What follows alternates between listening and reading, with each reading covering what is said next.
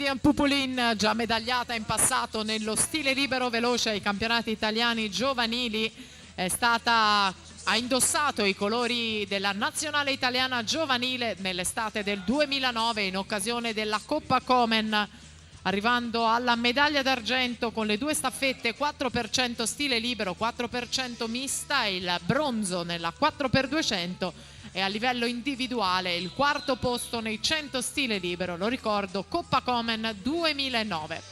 Seconda al passaggio la Pupulin dietro la Mariotto 31,65, Pupulin 31,73, Pupulin che però si porta in testa dopo il dorso 1,796, Katia Antoniol alle sue spalle 1,0887, poi Sara Mariotto 1,0961 in terza posizione.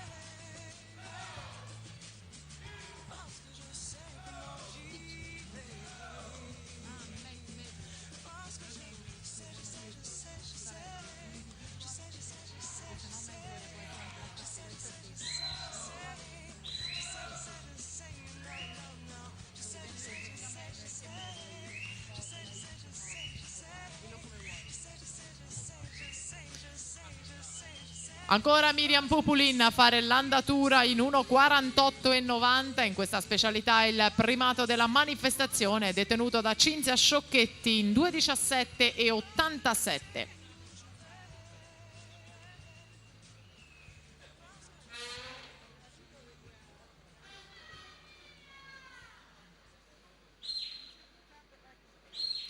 Miriam Pupulin nel finale, nella sua scia c'è Katia Antoniol, la Mariotto poi in quinta posizione. Siamo alla conclusione della prima serie junior firmata da Miriam Pupulin, che mette il suo sigillo in 2,22,54 davanti a Katia Antoniol 2,23,40.